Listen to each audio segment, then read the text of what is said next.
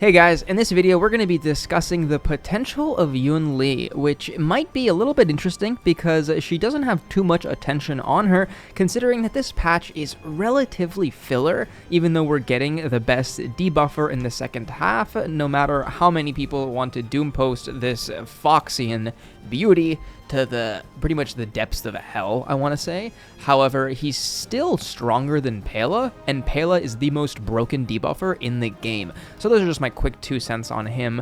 But if we go to Yunli, there's a couple of things that makes this character so intriguing to me, and it's simply the fact that Taunt is something that isn't really talked about in Star Rail too much, and in fact it's not even like quantified in the game. You can't actually get any taunt values without going to like a third-party website to actually see what those taunt values are. You can't even see the natural taunt value of just like your character.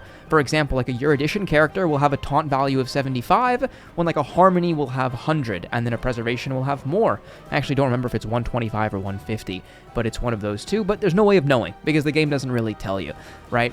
However, when it comes to Yunli, she's going to have similar skills to Clara with pretty much her counter and her increased taunt value when you use her ultimate. However, the difference is that she has a really, I want to say, good amount of healing with her skill. Now, I haven't practiced with her too much or played with her in general. However, I've seen a couple of her runs, and it does seem like she can self-sustain, I want to say, better than the majority of characters in a, sustainless comp, because taking 3 supports is just so beneficial for max damage, and it doesn't matter what you say. I mean, there is no sustain that is going to give you the same amount of damage output as another debuffer or buffer. So when you play a character like Yunli, and she has this kind of like defensive capability locked into her kit, it's going to make it so if you want to, you can go for these max damage comps, and you don't really have to be worried as much to just completely getting wiped and dying, because if she heals herself, if she can taunt herself, I mean, her light cone doesn't have healing. However, maybe Clara's light cone, that's going to add some healing too. Maybe that might be an interesting thing to play around with, because if you have 3 buffers, maybe you don't even need the buff from her signature light cone. That's something to think about.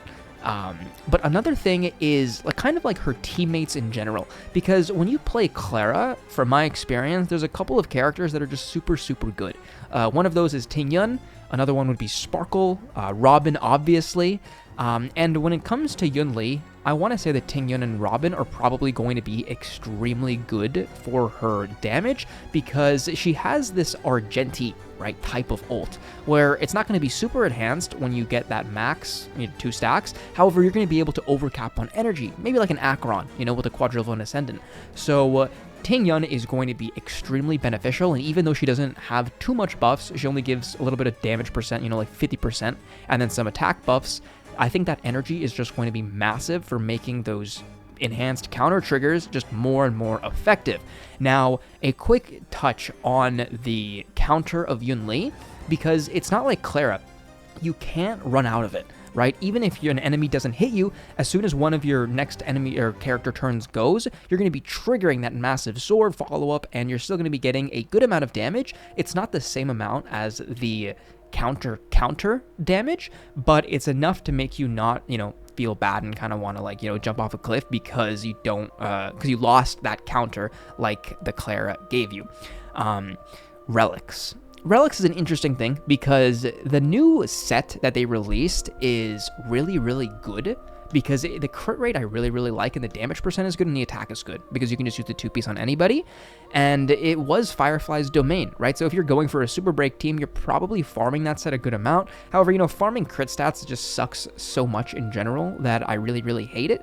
However, I personally got some good luck on this one so far, haven't farmed it too much, but when it comes to other Relic sets, you're not going to want the physical one.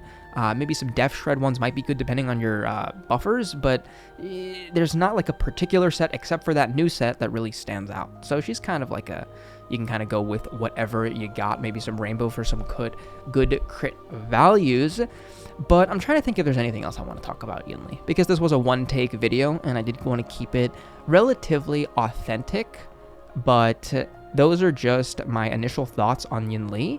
And it really does come down to self-sustain on skill, because she heals, increased taunt value, keeping the rest of your team alive, and it's just going to make for some really, really cool zero cycle sustainless comps. So I'm kind of excited for it. But I think that's all I got for this video. I do want you guys to put in the comments, what do you guys think about Yunli?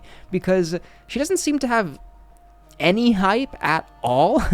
I mean, her and Jiao are relatively on the down low right now compared to, well, 2.5, Wuwa, ZZZ, I don't know, everything. I mean, it seems like a lot of people are not putting too much attention into 2.4, and probably for good reason. It does seem like a little bit of like a filler patch until we get to the real content with Feixiao and Lingxia, because oh my god, Feixiao is so cool. I know I said I was going to end the video, but I take it back. We're going to continue and go on another 1-minute rant about Feixiao, because this character is so unbelievably cool. I mean, her hair, her like color palette, her entire aesthetic. She's got Boothill's boots, maybe just because they're boots, but I can't really tell. Just everything about this character. And Wind Hunt, you know, she's probably going to have like some follow-up / break. Or maybe that was Lingxia. I don't even know.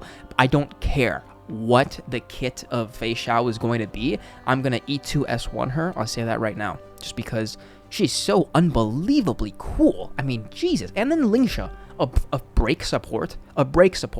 Right? Aventrain was already an amazing break support if they had imaginary weakness, because he just does such high amount of toughness. But now Lingxia giving us extra, you know, toughness damage, giving us maybe extra buffs for it. I saw a leak that said like her E1 gives her like 50% extra weakness break efficiency, so that's going to be crazy for a sustain. I don't like sustains, but when it comes to Lingxia, I might actually pull for her. With the intention of zero cycling with her, which is relatively rare for my personal account. But that was a little bit of a yap. Thanks for watching once again. This is now the second ending of the video. And once again, put your stuff in the comments. Make sure you guys subscribe, and I'll see you guys in the next one. Adios.